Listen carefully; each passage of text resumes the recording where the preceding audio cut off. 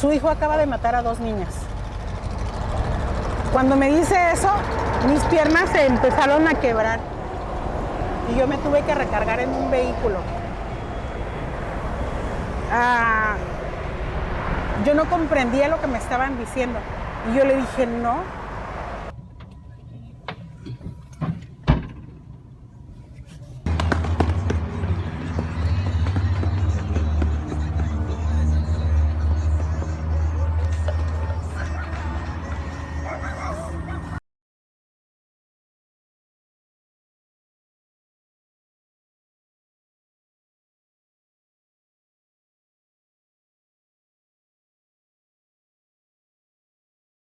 El Boulevard 2000 es conocido por recorrer un gran trayecto, pero también porque ha ocasionado miles de desgracias desde su apertura.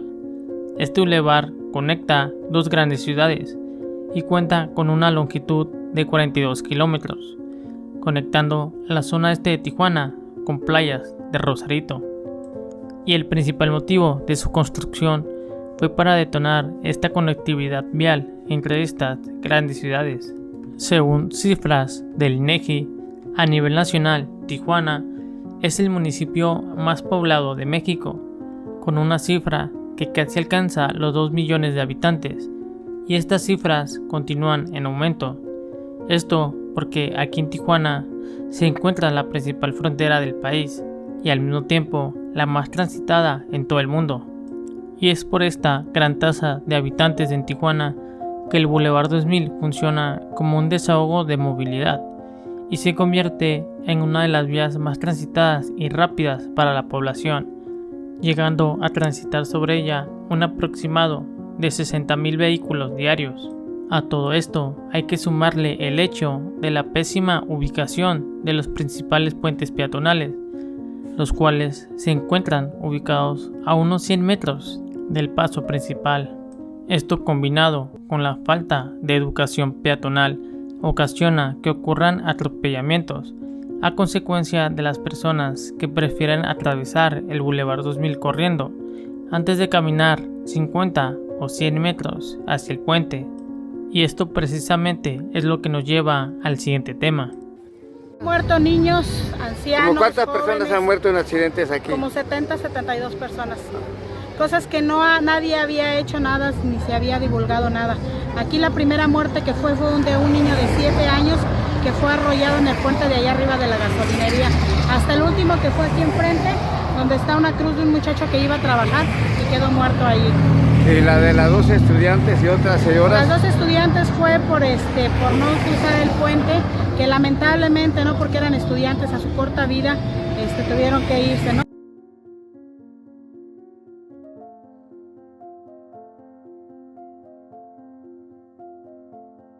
El día de hoy vamos a hablar sobre un accidente que ocurrió sobre el bulevar más peligroso de la ciudad de Tijuana. Este accidente generó gran controversia y al mismo tiempo generó un gran impacto en toda la ciudad. Hey, hola, ¿qué tal amigos? Yo soy Cape y el día de hoy vamos a hablar sobre el caso Enrique Córdoba, un joven de tan solo 25 años de edad que habría sido el supuesto responsable de arrebatarle la vida a 2 jóvenes estudiantes cuando éstas cruzaban sobre el Boulevard 2000 y se dirigían a su escuela preparatoria ubicada cerca de la colonia La Morita.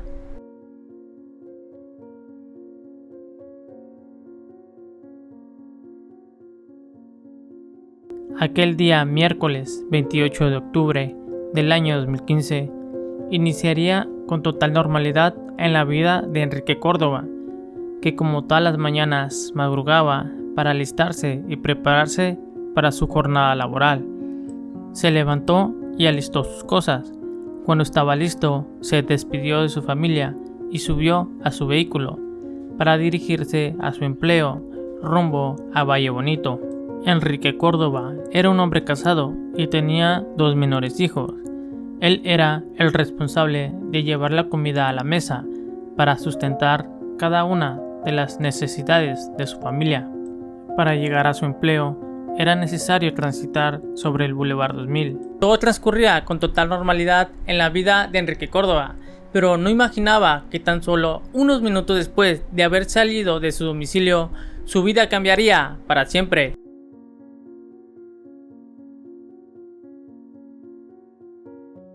cuando el joven transitaba sobre el Boulevard 2000, llegando más o menos a la altura de la colonia Hacienda Santa María, presuntamente a exceso de velocidad, arrolló y causó la muerte de 2 jóvenes estudiantes, ambas menores de edad. Fueron varios testigos los que presenciaron el accidente y todos concuerdan que fue como a eso de las 6:30 de la mañana cuando se dio el impacto del vehículo con las jóvenes. Al momento de ocurrir el accidente, los testigos que deambulaban por ahí, así como los demás conductores, llamaron a los servicios de emergencia, quienes llegarían al lugar a brindar primeros auxilios. Sin embargo, esto habría sido en vano, pues las menores ya no presentaban signos vitales. Las jovencitas, que lamentablemente perdieron la vida, iban camino hacia el colegio Cobach Plantel Tijuana, donde recientemente habían comenzado a estudiar. Ambas estudiantes eran de primer semestre y apenas tenían 3 meses de haber iniciado clases. A consecuencia de los golpes que sufrieron por la fuerte embestida del vehículo, lamentablemente nunca pudieron llegar al colegio.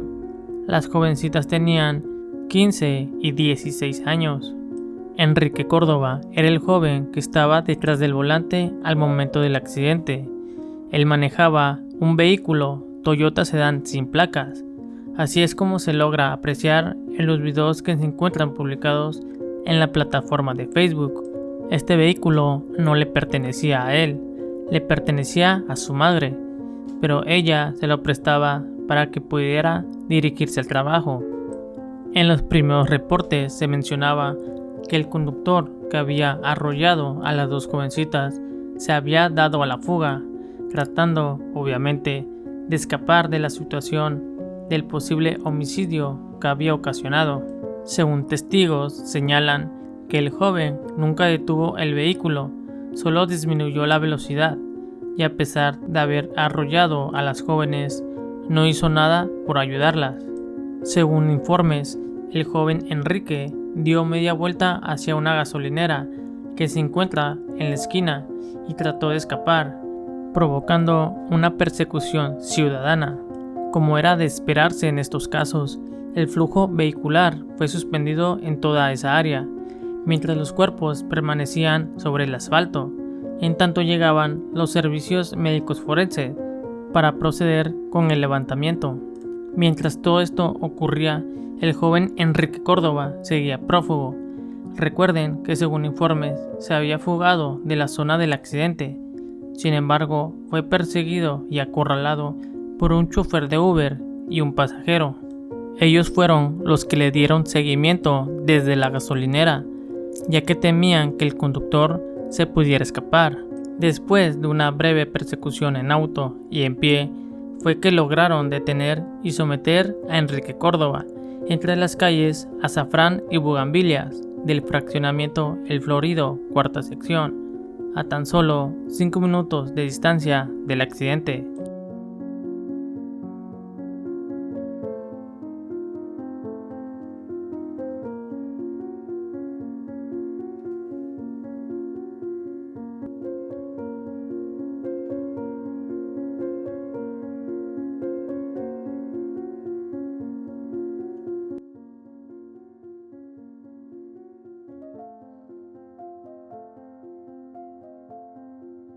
En una entrevista que ofreció el conductor de Uber, que se identificó como Samuel, declaró ser testigo directo del accidente, además de ser uno de los que siguió a Enrique Córdoba hasta lograr someterlo. El señor Samuel mencionó que el conductor iba a evidente exceso de velocidad y refuerza la teoría de que Enrique Córdoba nunca pensó en auxiliar a las estudiantes de preparatoria. Además mencionó que durante la persecución Enrique había chocado en varias ocasiones su vehículo, pero aún así logró acorralarlo y someterlo en tanto la autoridad llegaba.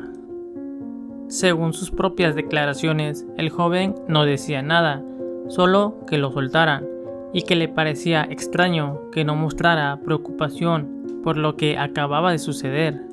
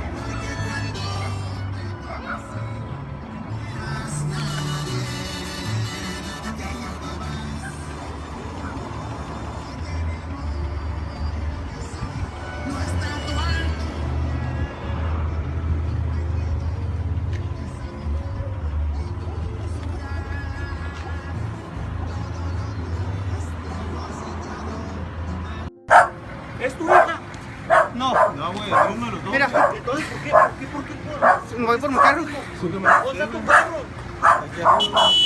¡Ey! Venga, por eso.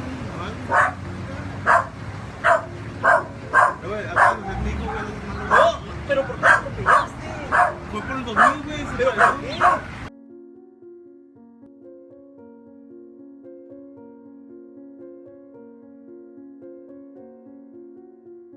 La mamá de Enrique Córdoba, sin perder el tiempo, comenzaría con la defensa legal de su hijo, que desde su punto de vista, él también había sido una víctima más del accidente, al igual que las estudiantes que perdieron la vida. Mencionó que su lucha principal era la de buscar la libertad de su hijo. También mencionó que no se quedaría con los brazos cruzados, pues consideraba que el auto de formal prisión que le dieron a su hijo estaba totalmente fuera de ley y que además el proceso legal de su hijo se estaba tornando bastante lento. En su momento, la PGE mencionó que Enrique podía tener responsabilidad en el accidente por ir a exceso de velocidad y además huir del lugar cuando arrolló a las jóvenes. Por otra parte, la mamá de Enrique Córdoba también trató de buscar apelar a la sensibilidad de las madres de las jóvenes víctimas del accidente, pues siempre buscó la manera de hacerles ver que se había tratado de un accidente y que su hijo no tenía ninguna intención de asesinarlas, y que por otra parte ellas también tenían responsabilidad hasta cierto punto por no haberles inculcado la cultura de la utilización del puente a sus menores hijas. La mujer de 43 años de edad en aquel entonces organizó una serie de manifestaciones para crear conciencia entre los conductores respecto a sus derechos y obligaciones con fines preventivos.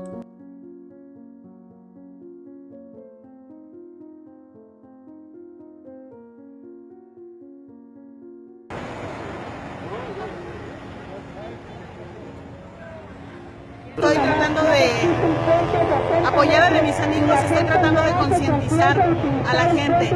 Ustedes están viendo aquí que a espaldas de nosotros hay personas cruzando todavía.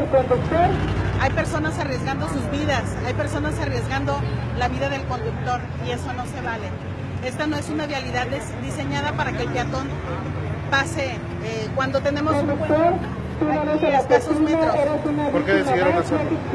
Decidí hacerlo porque no puedo permitir que la experiencia de vida que estamos pasando mi hijo y yo la puedas pasar tú o cualquier conductor que transite por esta zona. Sabemos que esta zona es una de las zonas más olvidadas desde hace más de 8 años por el gobierno, por todas las instancias municipales, estatales y federales.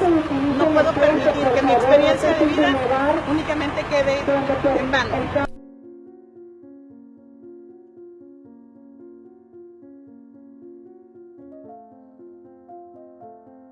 Existen varias versiones que circulan sobre el accidente. Algunos testigos señalan que Enrique iba a exceso de velocidad y que arrolló a ambas jóvenes, provocando su muerte de manera inmediata, así como la versión del conductor del Uber. Pero también hay otra versión que sonaba muy fuerte, y es que muchos testigos mencionaron haber atestiguado que realmente habría sido otro vehículo el que había impactado a las dos jovencitas, una perdiendo la vida al instante y la segunda muchachita había quedado aún con vida, pero no pudo levantarse a tiempo y fue rematada por otro vehículo que venía detrás del carro que originalmente ocasionó el percance. El vehículo que venía detrás se trataba de Enrique Córdoba. La noticia, dijeron, fue prácticamente inmediata, pues los hechos se dieron cerca de la hora de entrada del turno matutino, cuando muchos de los alumnos acababan de bajar del transporte. Otros testimonios indican que una de las jóvenes murió al instante, en tanto que otra quedó viva, pero no pudo levantarse y fue rematada por un auto que venía tras el que provocó el percance. Recuerden que el accidente sucedió a la hora de entrada del turno matutino, por lo cual había muchos testigos presentes en el lugar, la gran mayoría alumnos de la misma preparatoria.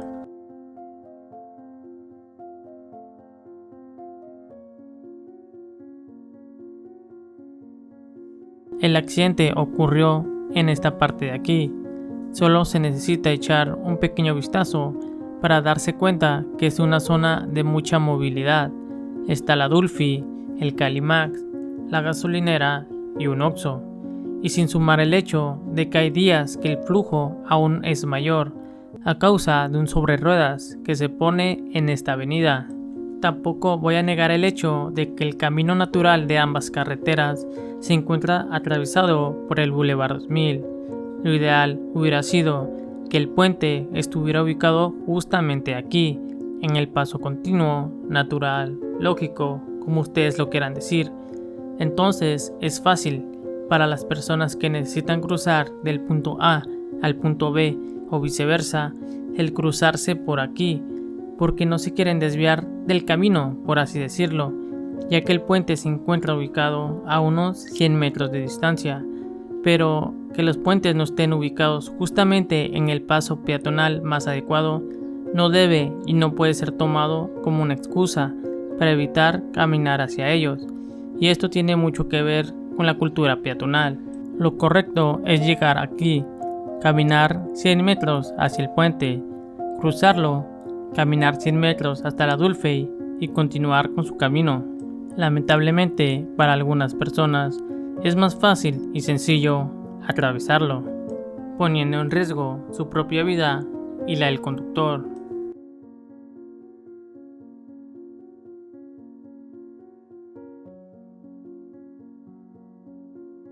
Como ya vieron, es normal que en este tipo de casos, que aunque son muchas personas las que aseguran haber atestiguado el accidente, aún así suelen haber diferentes versiones. En esta primera parte del video me basé en la versión dada por los medios de comunicación, así como reportajes que documentaron la noticia. Sin embargo, falta una versión más, la versión de Enrique Córdoba, y creo que es justo escuchar ambas versiones para poder llegar a una conclusión. Nos pusimos en contacto con la mamá de Enrique Córdoba y de manera muy amable accedió a una entrevista para contarnos de primera mano lo sucedido aquel día miércoles 28 de octubre del 2015.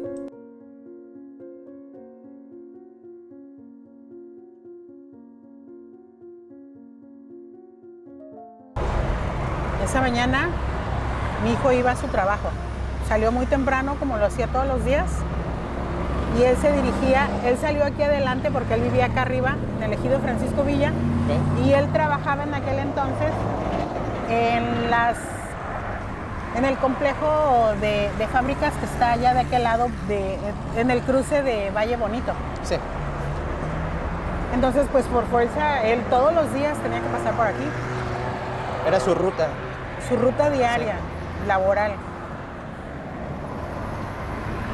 A menos de 100 metros del puente, sobre el mismo corredor 2000, se creó un círculo vicioso con los transportistas.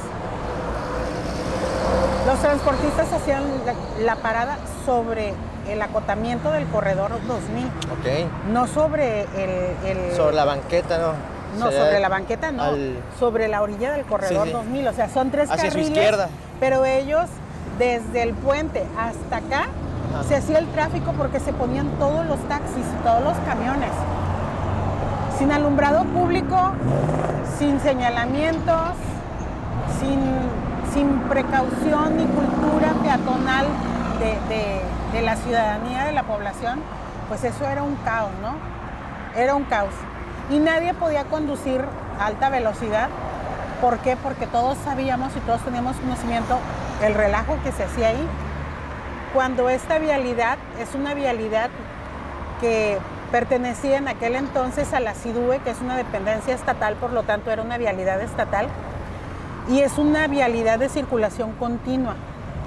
O sea, ¿qué quiere decir? Que no hay altos, no hay paradas. Por eso está el puente peatonal. Y la gente cruzaba, o sea, ese 28 de octubre del 2015 no fue el primer accidente, ya había habido infinidad. Y actualmente todavía sí. Lo sigue habiendo porque, pues bueno, cuando sale mi hijo, que eran como las 6:15 más o menos aproximadamente cuando él sale. Y con tanto tráfico, pues bueno, cuando baja por el puente, él ya en plática después, él alcanza a ver adelante que dos vehículos que iban adelante de él flasharon como las luces. Cuando pisas el freno se enciende. Sí. Entonces él por instinto quita el pie del acelerador y lo pone en el freno. Pero él venía de lado en el carril de alta velocidad. Sí. Y él alcanza a ir frenando, pero cuando él va frenando, de golpe, le impacta. Del lado derecho, de este lado, de hecho, el vehículo de mi hijo, tengo fotos por ahí, el vehículo de mi hijo no está dañado. Okay. El vehículo de mi hijo tiene un golpe, pero de este lado, en la mera esquina del parabrisas. Mi hijo no vio qué era, mi hijo escuchó un golpe seco. Pero como ya venía frenando, él alcanza a frenar, ¿sí? Del puente para acá hay una curvatura natural, ¿sí? Si tú te paras aquí en la Dulfi, no se alcanza a ver el puente. Tú te tienes que hacer más allá de la Dulfi para ver el puente. Esa curvatura natural, al momento de pisar el freno, pues el carro se hace hacia la orilla y queda entre el camellón, que está exactamente igual como ha estado todo el tiempo, y la carpeta asfáltica. Entonces, obviamente por abajo, todo el cordón del camellón le destroza a mi hijo todo lo de abajo. Más no el sistema de frenos, porque él alcanza a frenar. Él cuando él siente el golpe, porque no vio qué fue lo que golpeó, cuando él siente el golpe, él termina de frenar y muy malamente terminó de frenar. ¿Por qué? Porque cuando estamos conduciendo en una vialidad de circulación continua, tú no puedes frenar de golpe. Exacto. ¿Por qué? Porque de hecho, como 2 años o 1 año atrás, un chico aquí enfrente frenó de golpe precisamente por un peatón y venía un tráiler atrás de él, y están las fotos en el internet todavía, ¿eh? El tráiler quedó encima de su carrito. Eso es lo que ocasiona que un peatón ocasione un accidente en una vialidad de circulación continua. Pero pues frenó mi hijo, ¿no? O sea, por instinto, él frena, se escuchan rechinidos, golpes, empieza a gritar la gente, porque era muchísima gente la que estaba. Mi hijo queda así de lado y empezaron a gritar. Se acerca un chico, él conducía un carro de Uber. Se acerca un chico y lo golpea con una lámpara, porque después observé bien los videos, lo golpea con una lámpara, que ya eran como 6:30 de la mañana. ¿Pero golpea el carro o golpea a su hijo? No, golpeó el vidrio, rompió el vidrio a mi hijo, o sea, le reventó el vidrio a mi carro, porque todo el mundo, yo sí alcancé a ver un video que empezaron a tomar y todo el mundo gritaba: agárrenlo, agárrenlo, mató a 2 niñas. Entonces ocurre el efecto del contagio de alerta, de rumor, y la gente se le empieza a ir al carro a mi hijo. El de Uber le revienta el vidrio, mi hijo terminó astillado de los vidrios. Del frenón que dio, mi hijo tenía marcado el cinturón de seguridad.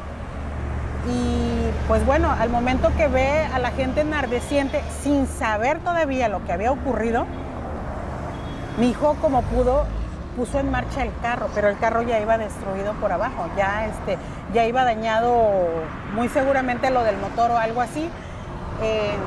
Nunca nos devolvieron el vehículo, la fiscalía, ni el subprocurador de ese entonces nunca quiso apoyarme para que me devolvieran el vehículo de mi hijo. El vehículo ahí se perdió y la fiscalía tuvo que ver una muy mala atención a la ciudadanía.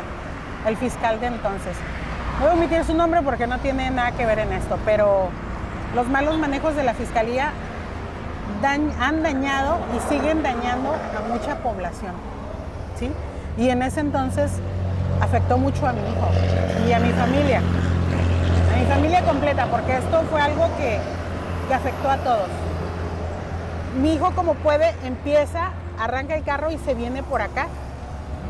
El chico de Uber lo empieza a perseguir por aquí, pero ya todos lo estaban gritando y lo querían bajar y lo querían linchar y empezaron a gritar, ¡mátenlo, mátenlo! Y bueno, él se alcanza a ir por aquí, por donde está el Oxxo de aquí arribita, y alcanza a irse, pues tratando de... No estaba huyendo. Mi hijo en ese momento se tuvo que retirar del lugar porque la gente estaba enardecida. De hecho, cuando lo alcanzaron, a mi hijo lo golpearon brutalmente y existe el video y está en internet. No sé si ya lograron captarlo, no sé si ya lo vieron. Lo empiezan a golpear a mi hijo. O sea, eso no es un arresto ciudadano. El que tú agarres y tú golpes.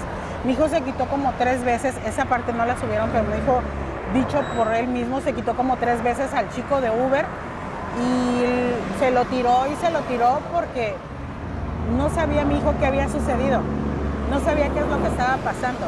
Estaba desorientado todavía por el impacto. Sí, por el impacto, no sabía realmente. Porque su carro cómo quedó, el golpe que él llevó, que llegan y le revienta el vidrio el chico de Uber, él no sabía qué estaba pasando, porque él no vio que golpeó su carro. Te repito, el carro de mi hijo no está dañado, no estaba dañado, por ahí tengo las fotos. Si las extraigo de varios archivos que tengo, se las voy a hacer llegar, pero el vehículo de mi hijo nada más, o sea, la parte derecha, en la parte del vidrio, esa parte es la única que tiene dañada, o sea, donde hubo un golpe, pero sin ver qué es lo que había pasado, oscura la vialidad, eran 6:30 y justo era un miércoles, había sobre ruedas aquí. Al siguiente domingo, o sea, de ese miércoles al domingo ya cambiaba el horario de verano al horario meridiano, al normal, y ya estaba oscureciendo muy temprano y estaba amaneciendo más tarde. Eran 6:30 y todavía estaba oscuro. Entonces, entre el oscuro, el tumulto, la gente empieza a gritar, empiezan a gritar que lo linchen, le rompen el vidrio, lo quieren sacar, él empieza a avanzar, lo empiezan a perseguir. Él no sabía qué había sucedido, hasta que entre varios logran derribarlo al piso, ¿sí? Hay una persona que se llama, de hecho su nombre aparece en el expediente, que era cliente del de Uber, Aldo. Era una persona que venía en ese Uber y esa persona también participó para golpear a mi hijo, para agredirlo, para hacer una detención completamente ilegal, porque mi hijo no sabía qué había pasado. Cuando le empiezan a decir qué es lo que había pasado es cuando mi hijo empieza a reaccionar, empieza a entrar en shock. Afortunadamente llega la policía y la policía se los quita a la gente, a mi hijo, porque... Pudo haber muerto su hijo en ese momento. Claro, o sea, por todo el que estemos parados aquí y alguien grite, acaban de matar a 2 niñas, pues uno se impacta, se enardece. ¿Cómo que mataron a 2 niñas? Mi hijo no mató a nadie, mi hijo no se bajó con una pistola y no le disparó ni en la cabeza ni en el pecho a nadie. Mi hijo lo intercepta algo que él no sabe hasta allá arriba cuando le empiezan a decir qué es lo que había pasado con las 2 estudiantes, ¿sí? Entonces, esa confusión y el no ver, yo lo probé al siguiente día, porque yo regresé en la noche y tomé un video que lo tengo guardado, se los voy a hacer llegar también, en donde no se aprecia la gente en la oscuridad. Y está oscuro y con las luces de los carros, la persona puede pasar en medio de tus 2 focos y no lo vas a ver. Y lo tengo como prueba del video que yo tomé al otro día del accidente, ¿sí? Entonces, cuando él empieza a saber esto, se cierra la vialidad, ya habían tomado video. Como activista estoy en varios grupos, inclusive grupos de tráfico, accidentes y todo eso. Y yo vi un video que subieron en un grupo de Facebook, cuando grabaron cuando el de Uber le reventó el vidrio al carro de mi hijo.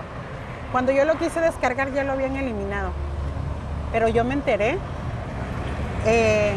Yo estaba convaleciente de un accidente anterior en el 2014 y apenas empezaba a caminar, tomé mi carro y llevé a mi niño a la escuela.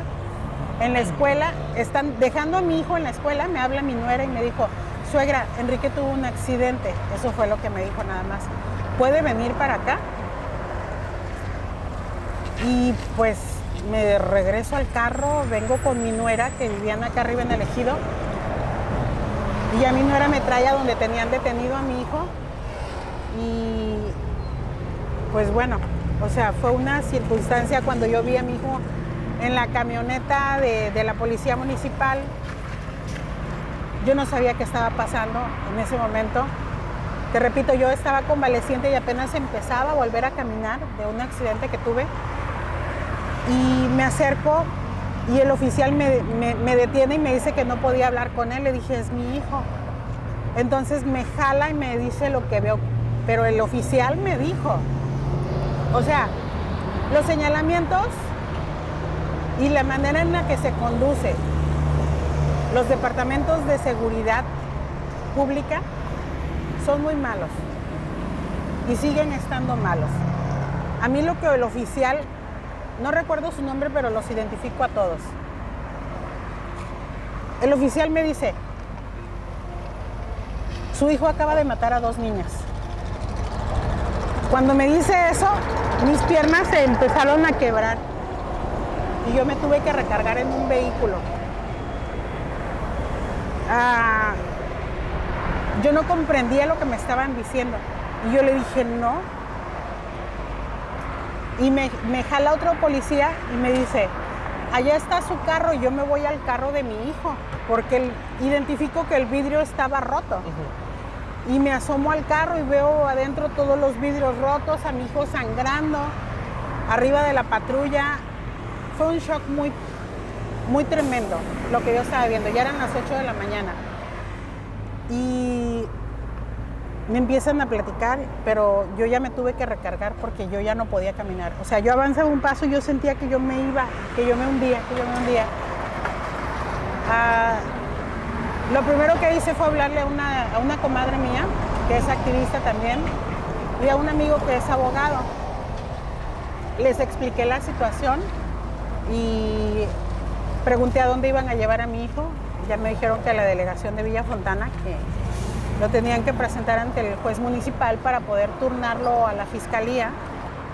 Yo regreso a la delegación y en base a términos constitucionales, pues mi hijo no podía estar más de 8 horas en la delegación.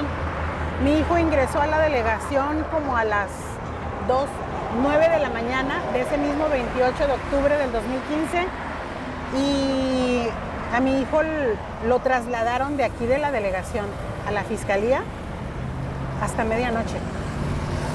O sea, sus derechos constitucionales siguieron violándose. No se respetaron.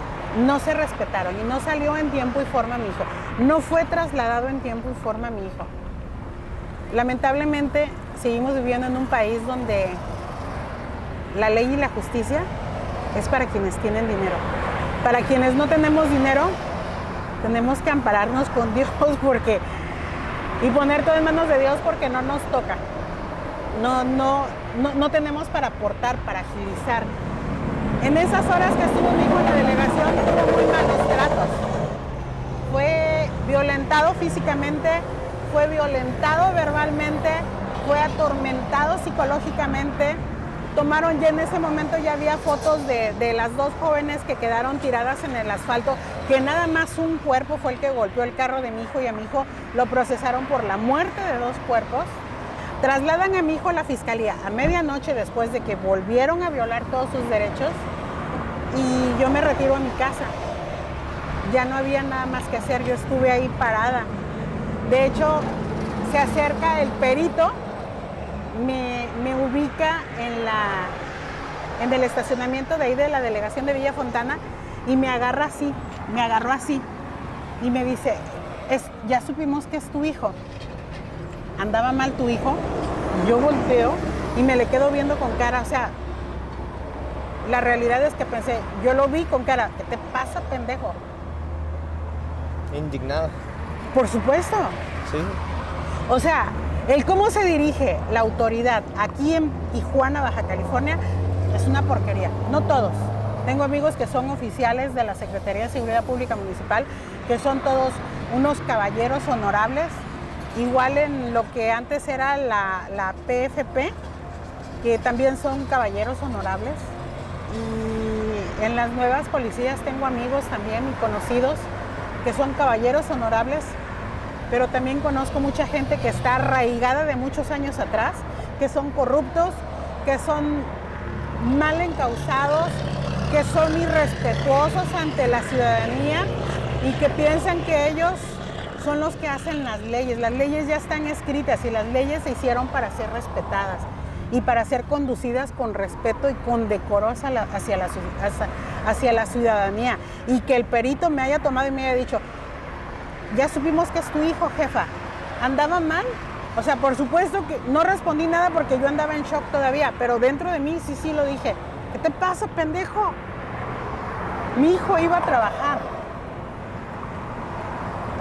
Mis 2 nietos en la escuela, mi nuera, una hija maravillosa, que no es mi hija, pero es mi hija en nivel político porque es la esposa de mi hijo, una mujer adorable que es ama de casa, es esposa, es una excelente y maravillosa hija.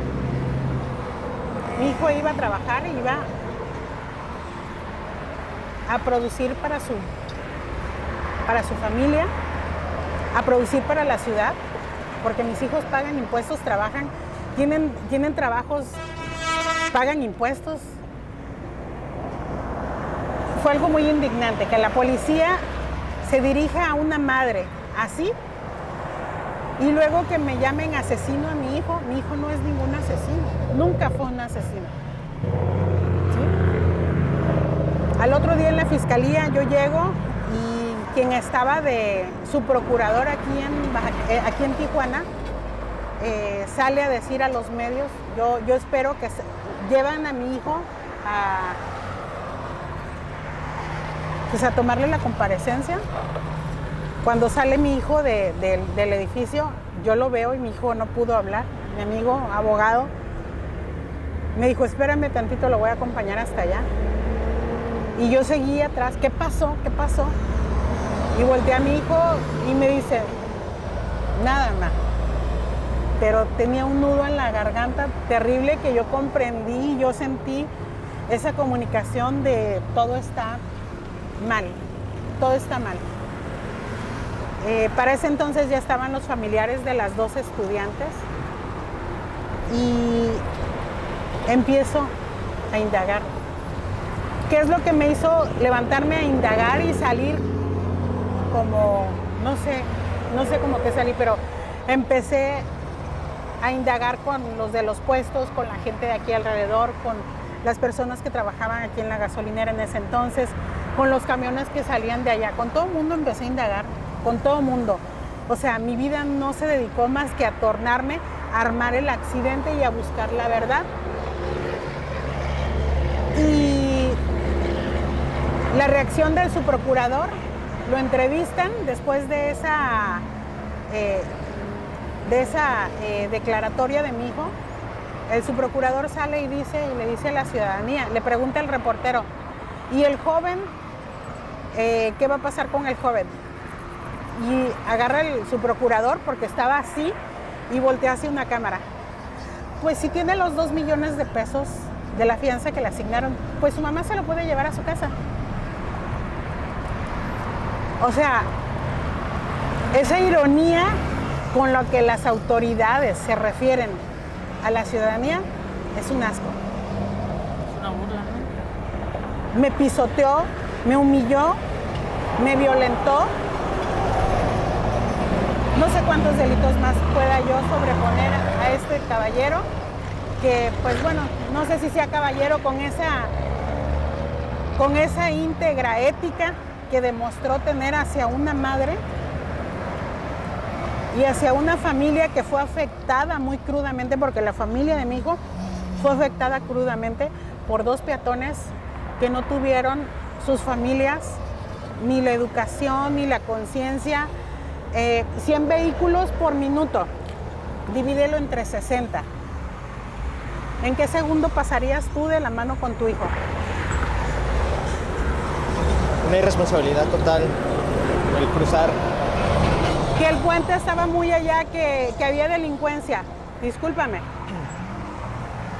Yo he usado los puentes peatonales y he tenido que caminar porque prefiero caminar unos pasos más que arriesgar la vida de mis hijos por abajo, porque conozco el corredor 2000 y conozco la ley y conozco que una vialidad de circulación continua no es para que tú pases en la esquina. ¿Sí? No es para que tú pases. El puente peatonal está en el lugar que tenía que estar y en el lugar que se pudo construir, que no está adaptado para personas con discapacidad. Discúlpame, yo he estado días enteros aquí parada y solamente he visto 2 personas, un señor que no sé si sigue cruzando de allá para acá, que está en una silla de ruedas que vende dulces en el sobre ruedas de acá, y una señora con un niño que tiene como autismo pero no puede caminar bien. Son las 2 únicas personas que yo he visto que no pueden subir el puente. Pero he estado días y estuve días aquí preguntando como zombie, viendo a la gente pasar, tomando videos, pidiéndole a la gente que tuviera conciencia, por favor no cruces por abajo, vas a afectar a alguien que va a su trabajo o que va de regreso a su casa.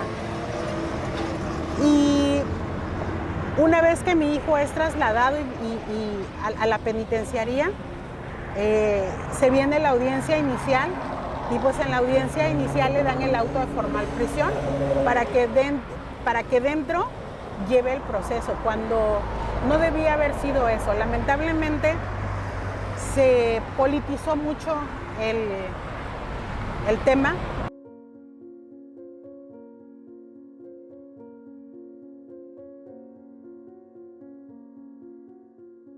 Y sostengo y mantengo que mi hijo no es ningún asesino.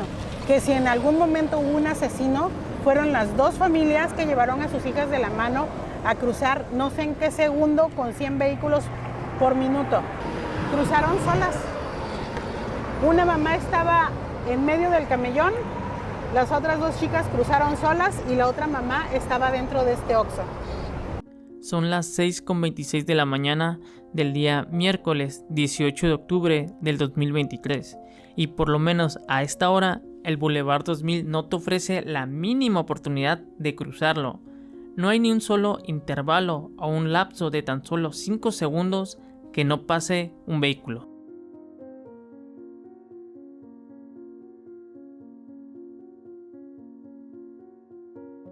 La entrevista es un poco larga, así que por cuestiones de tiempo me veo obligado a dividirla en 2 partes. Pero si quieren saber qué pasó, por favor suscríbanse al canal, es totalmente gratis. La próxima semana vamos a ver qué sucedió con Enrique Córdoba y cómo todo esto influyó en la vida de su madre. Pues bueno amigos, me despido. Recuerden, yo soy Capi y nos vemos en el próximo video.